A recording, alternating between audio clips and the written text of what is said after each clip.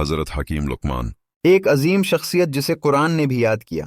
قرآن مجید میں ایسی چند شخصیات کا ذکر آیا ہے جو نبی نہیں تھیں اور نہ ہی کسی نبی کی پیروی کرتی تھیں، پھر بھی وہ اللہ کے بہت قریب ہوئے اور اللہ نے انہیں اپنی کتاب میں یاد کیا۔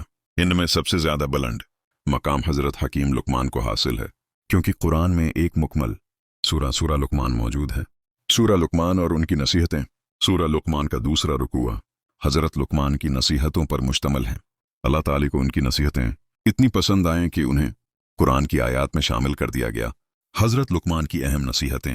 حضرت لقمان نے اپنے بیٹے کو بہت سی نصیحتیں کی، جن میں سے چند اہم یہ ہیں: اللہ کے ساتھ شریک نہ ٹھہراؤ، اللہ کے ساتھ دوسروں کو شریک مت کرنا، کیونکہ یہ سب سے بڑا گناہ ہے۔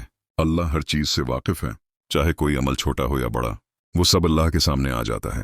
نماز پڑھو، نیکی کا حکم دو، برائی سے روکو، اور نیکی کے راستے میں جو کچھ بھی مشکل آئے خندہ پیشانی سے برداشت کرو۔ لوگوں کے سامنے گھمنڈ نہ کرو، زمین پر اکڑ کر مت چلنا۔ اللہ تعالی مغرور شخص کو پسند نہیں کرتا۔ اپنی رفتار اور آواز میں اعتدال رکھو، آواز نیچی رکھو، کیونکہ سب سے بڑی آواز گدھے کی آواز ہے۔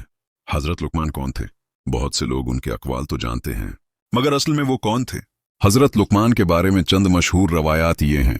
آپ افریقی نسل سے تھے اور سودان سے تعلق رکھتے تھے۔ ایک روایت کے مطابق وہ حضرت ابراہیم علیہ السلام کے چچا کی اولاد میں سے تھے۔ ایک روایت کے مطابق وہ حضرت ایوب علیہ السلام کے خالہ زاد بھائی تھے۔ ایک روایت کے مطابق وہ حضرت داؤد علیہ السلام کے زمانے میں موجود تھے۔ حضرت لقمان کا زمانہ اور مقام۔ ان کا زمانہ تقریباً 3000 قبل مسیح بتایا جاتا ہے۔ اللہ نے انہیں 100 انسانوں کے برابر عقل عطا کی تھی۔ آپ کو جڑی بوٹیوں اور طبی علم میں بھی بہت مہارت تھی۔ آپ نے علم طب کی بنیاد بھی رکھی تھی۔ حکمت کا انتخاب، نبوت یا حکمت۔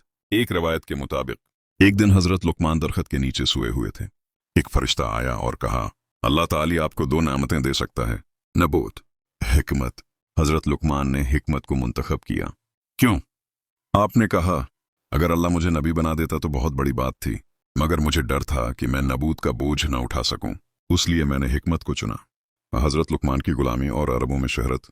حضرت لقمان کو ایک قافلے نے گرفتار کیا اور بطور غلام فروخت کر دیا۔ وہ بنی اسحاق کے غلام بن گئے، جو مصر کا ایک معزز قبیلہ تھا۔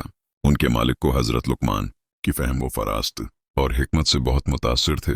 اس طرح ان کی حکمت پورے عرب میں مشہور ہو گئی اور لوگ دور دور سے ان سے ملنے آتے۔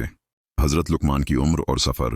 روایات کے مطابق آپ نے 1000 سال کی عمر پائی، دنیا کے بہت سے علاقوں کا سفر کیا، 4000 پیغمبروں کی خدمت میں حاضر ہوئے۔ ان میں سے 8 باتیں انہوں نے منتخب کر کے لوگوں کو نصیحت کیا۔ حکیم لقمان کی 8 اہم نصیحتیں۔ حضرت لقمان نے لوگوں کو یہ 8 باتیں یاد کرائیں۔ نماز میں دل کی حفاظت، کھانے میں حلق کی حفاظت، کسی کے گھر میں رہتے ہوئے آنکھ کی حفاظت، مجلس میں زبان کی حفاظت، اللہ کو ہمیشہ یاد رکھو، اپنی موت کو ہمیشہ یاد رکھو، اپنے احسانوں کو بھلا دو، دوسروں کے ظلم کو فراموش کر دو،